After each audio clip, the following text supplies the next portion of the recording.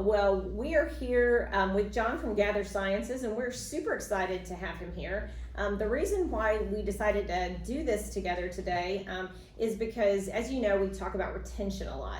And retention is something so important right now because people are jumping jobs. We have, still 46% of people that are currently in roles in the United States are looking to get new roles within the next 12 months. And so we talk to our clients a lot about what are the levers to not only retain people but also attract new people. And so for those of you that have listened to us before, I talk about things like salary, of course, is a lever, and extra PTO is a lever, and things like making sure that you have great benefits that are health benefits is a lever. But one of the things we always talk about is that a flexible work location is a huge lever right now, especially since the pandemic.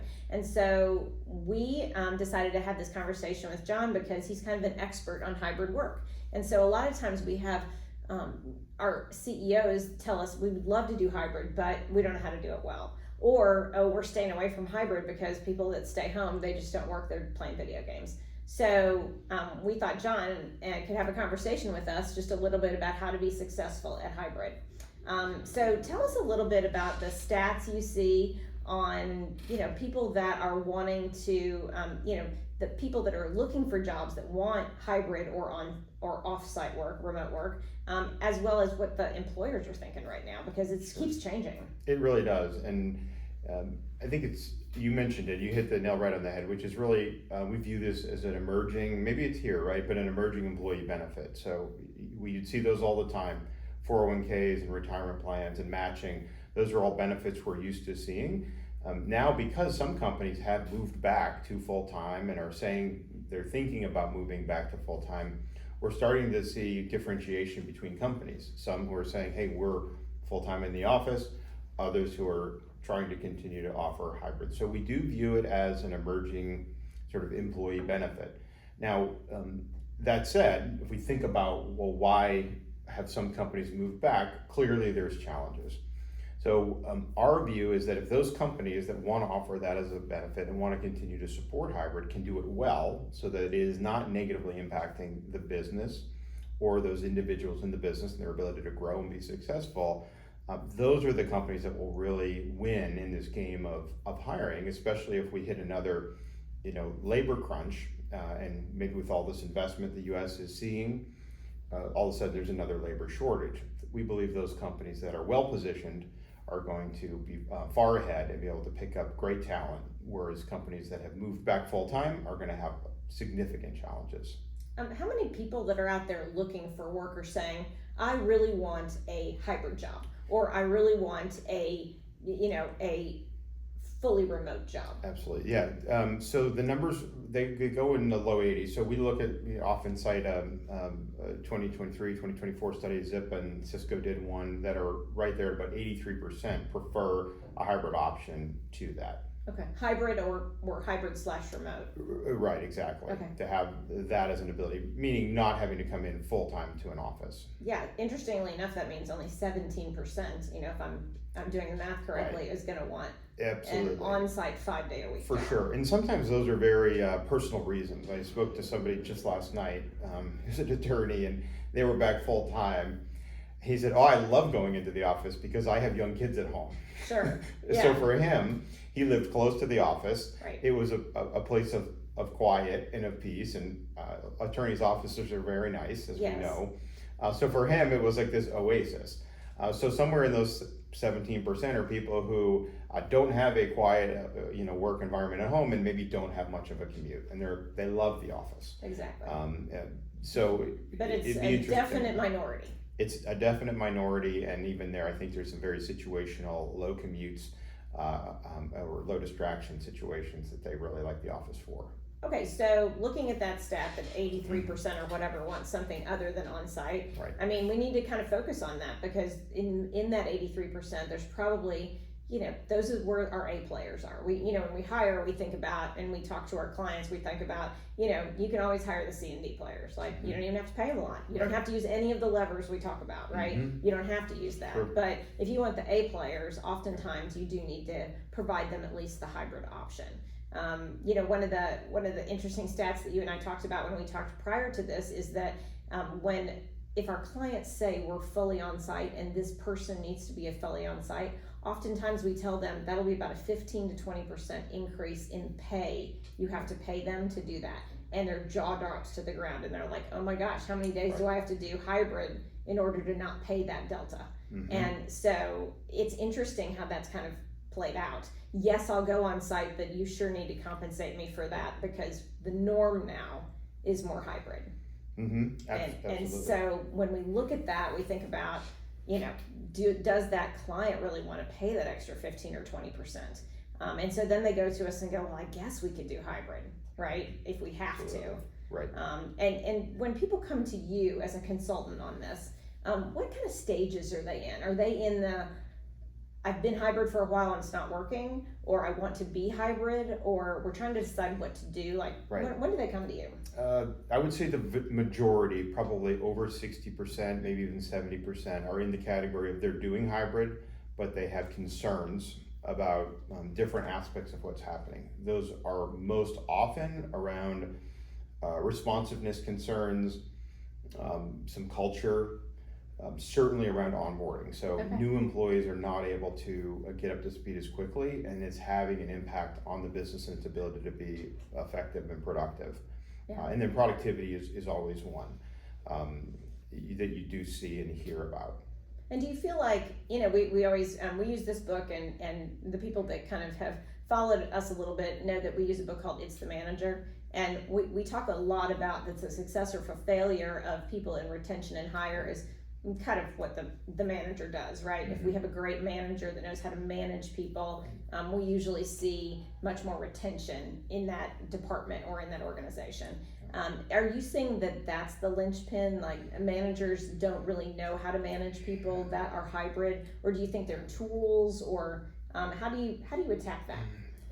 I certainly think that's a contributing factor. There's no question that is a way to do it. Although, if we just focus in on that management question, I think it's a fair question to ask if 5 years ago, those same managers were doing a great job of managing even when people were coming in 4 and 5 days. If an employee comes in and you're telling them what to do that day, I would argue that's probably not a great way to manage. It's a great Band-Aid because they're in front of you. You can say, oh, gee, I guess you don't have anything to do. Let me tell you what to do. But telling somebody what to do that day can't be the most efficient way to put somebody on the highest priority, project. So we do think it's that. We think there's also a gap in terms of that employers have left managers in a bit of a tough situation because there's a surprising number of companies that do not have a comprehensive and clear policy and set of guidelines around this. And so they're really not empowering those managers to really be able to effectively manage against anything. So you'll get people who want to switch days. Oh, well, I want to come in can I just come in a different in-office day? I know we're normally Monday, Wednesday, Friday, but I have this going on Wednesday, so could I swap my day and do Thursday? Really not realizing that it defeats the entire purpose of the team coming in together, as an example. So people are, lack of policy, as we always see in HR. Absolutely. Lack of policy creates kind of a little confusion, and then everybody's like, I want to throw the baby out with the bathwater and just get rid of hybrid because we didn't manage it properly. Yeah, this is an interesting area because you truly need a comprehensive policy. So for example, were you okay about work location? Are you okay if it's Monday, Wednesday, Friday, or let's say your team is in Tuesdays and Thursdays? Well, are you okay with somebody going off to the beach every Friday and working from the dining room table at the beach house? Like, is that okay? Well, maybe in some cases should be it's okay. I'm just kidding. I do that, so I feel pretty good about that. But maybe if a certain person in a certain role, and there's people walking in the background and they're in a customer service role, and they're going to be on a Zoom call or it's a sales call, is that the image the company wants to present? And so it's really thinking through those situations, but most importantly, sort of putting a why behind it so that they don't appear arbitrary. And do you feel like sometimes they're not able to be successful hybrid because of systems issues? Like they don't have the right computer systems to do it, or they're not capturing enough data so that they're worried about, like, is that person sitting in their seat 8 hours a day? I think less so. I mean, we've never been really a big fan of using mouse movement trackers and other things. We think if you're at that point, you've probably lost the battle. Right. And that you need to work upstream to ensure that there's effective ways to manage it other than activity. I mean, activity doesn't necessarily indicate anything good's going to come out of that activity, right? Versus being more planned. So, as it relates to technology, I would say it's not as much about connectivity. I think connectivity is pretty much was put in place the first 18 months of the pandemic, right? And companies have come a long way. Where I think a gap does exist is ensuring that individuals have a well-equipped, with technology and capabilities office at home. If somebody is just working on their laptop, there's plenty of studies that have shown you're not going to be as effective versus being set up with a multi-monitor, full keyboard, full mouse. You just won't. You won't get as much done. You can't see as much information at once. And so if somebody is set up really well at the office, but at home, they're just sitting on the couch with a laptop for hours at a time, it's unlikely that individual is going to be as productive, at least as it relates to technology, as they would be in the office, depending on their tasks, of course, but as a general rule. So tell me a little bit about, like, you come in and, you've been brought in to say, I've been doing hybrid as a company. We want to stay hybrid because we want to be competitive to get those A players in the workforce. We have the ability to do that because they're, we like to call them remote capable employees, because there are some employees we talked about right before this, if you have nurses that work for you, if you have, restaurants, many of your employees are not remotely capable, but we're just talking about remotely capable employees at this point. And so if I'm this company and I have remote capable workers and it's not been working great, so you get brought in, and what's the first thing you do with a company? The first thing is really just try to understand what the current situation is. So we'll just understand, well, where are they at now from either a policy and how people are, is the policy being followed, not being followed? What are the challenges they're seeing? They usually, we wouldn't be talking to them typically if they haven't seen challenges. Sure. So we'll get an understanding of that. And then really, where do they want to go? Like, what is their goal? And sometimes we can talk to them about that or a different way to get there. But we'll really try to understand the current situation. It's also very helpful to understand where those senior leaders, so the functional area lead, so maybe your CMO and your CFO, your CHRO, where they sort of all sit on this topic. Because oftentimes across that executive leadership team, there's not alignment, right? So the CEO or managing partner might have one view of it, and then the others may say, well, they're just old school, or they just, without really understanding, well, what is driving that? Well, maybe it is, well, that's the way we used to do it and it used to work well, but let's get down to really the why of what problems you think are happening here. Sometimes it's perception, right? It can just be that there's not effective enough information getting up to the senior executive in terms of how productivity is tracked and reported on. So alignment across the executive team, or at least an understanding of non-alignment, just alignment is important. That's usually so difficult, right? To make sure that they're aligned, especially when they run different parts of an organization. Where accounting, you can, in many cases those can be remote, but your marketing team generally likes to be in person. Right. So, it's just kind of all depends. Absolutely. So in our overall framework, it's called balanced hybrid, and we've created this and refined over the last 2 years. And one of the key elements of it is really to say, we believe that those breaks in terms of hybrid structure exist much more naturally across functional areas of a business than similar types of businesses to different businesses. So instead of saying, well, all high tech, kind of runs this way, we think it's much more likely that your accounting and marketing and finance are going to run very similar to marketing, accounting, and finance at another company, even if it's a different industry. Interesting. And so, because if we think back 5, 6, 7 years ago, sales always operated differently than the rest of the company. And oftentimes, sales at a manufacturing company and sales at a high-tech company might operate very similar to each other, even though they're in totally different industries. Right. So we, in terms of the data we collect a lot of data, we bring a lot of data together, really for the purposes of helping them chart a path and create high-value, highly effective hybrid plans for each functional area of the business. So they really can, we often say that kind of when we come in and do we did this thing called an HR audit, which is kind of it's actually called an assessment and roadmap, but it is an audit.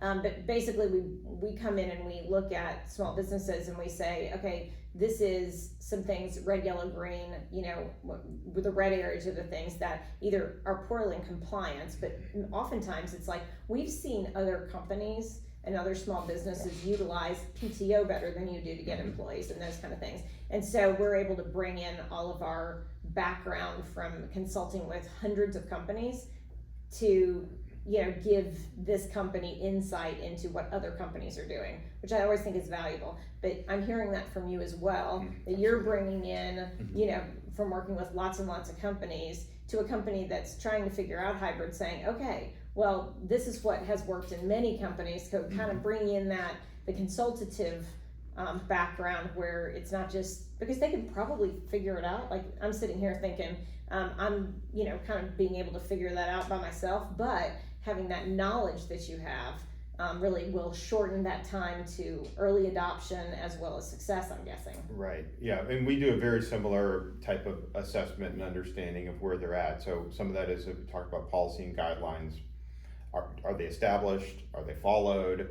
Are they comprehensive? So there's those elements, and then there's also really, what are the characteristics of that approach, and is it one size fits all? How did they come up with it? Well, some consultant, I read an article and they were doing 3 days in, so we just decided to do that. Yeah. Well, what we found is it's not one size fits all, certainly not across companies, and then even within a company, we think there can be variability where it makes sense for a group or department, one versus another.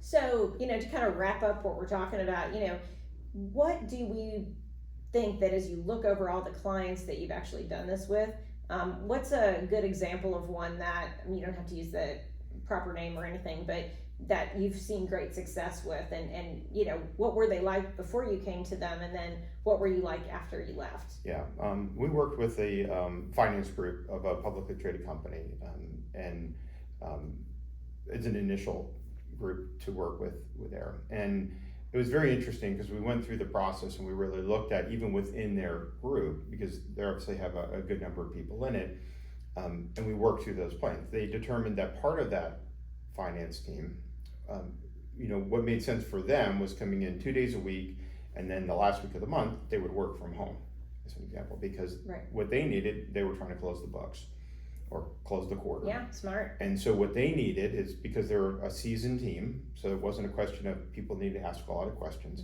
Their 2 requirements for that team was they needed as much time as possible, and they needed to be left alone to do that. And so guess what? Home was the best place, because that team had an average round trip commute of over 2 hours. And so you think about the number across 7 or 8 people on that part of that team. You multiply that out across 3 or 4 days that they might have otherwise come in, that was the best for them.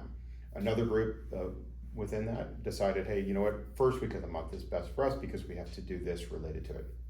So it went from I would say a homogenous sort of approach and not really understanding it, to saying, hey, when we come into the office, here are the activities we're going to prioritize, to ensure we're getting the most out of the time together. Here's what we're going to prioritize for our home time. And then really, I would say a great example of this is that the person we're working with, who's the corporate controller, he was talking with his boss, and we had just announced this entire new program, and his boss, was the CFO, came to him and said, hey, guess what? I just got out of the ELT meeting, and we're going to go to 3 days a week. Oh, wow. A couple months from then. Yeah. And so the executive we were working with, he said no. He said, nope, we're not doing that. And he said, we've been through this whole process, been through the balanced hybrid process. We've thought about this very intently, about what we're going to do. We know why we're going to do it. And he said, if anyone comes to you and says, our team is not executing, or our team isn't responsive, or our quality is down, you have them come to me and I will sort it out. He said, but I am so confident that what we put together is the right thing for our group. Love that. That I'm going to hold the line on this.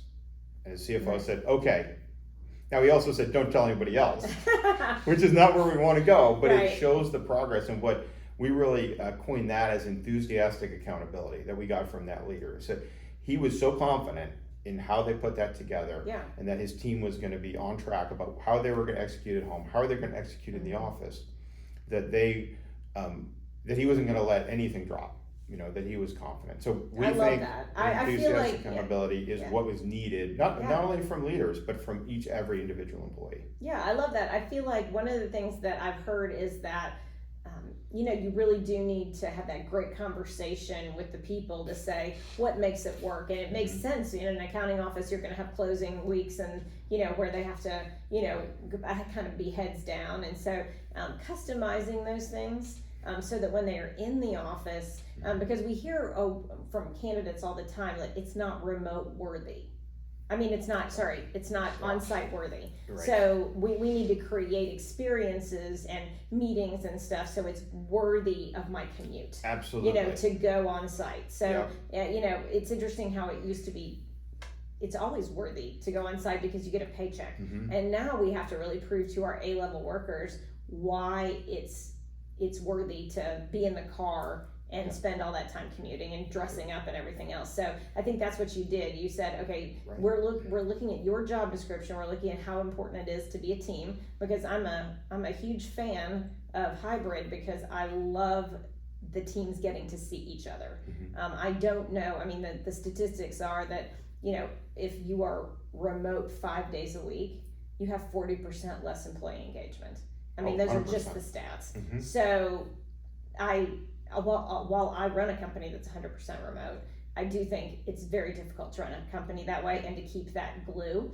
And so very important to have that hybrid approach and have that worthy. So love meeting you, love knowing what you do. Again, I value hybrid and I value people being able to put that in small businesses so much because it helps us to find them great candidates at a price they can afford, and A, players that'll stay at a location and not just jump ship because they're called in to be fully on site. So we love having you as a resource that we can bring into our employers who say, hey, I understand this is important, I don't know how to implement it. So yeah, well, we'd love to help where we can. We're big fans of hybrid and we think it can be done really well, and so we can preserve all the great things that hybrid can bring to a business and to its employees. So sounds great. Well, thanks for having me. You are welcome. And again, huge lever for us as we do retention and hire is making sure that that flexible work location is one of the things that we look at. And so as it relates to your entire strategy for retention and hire,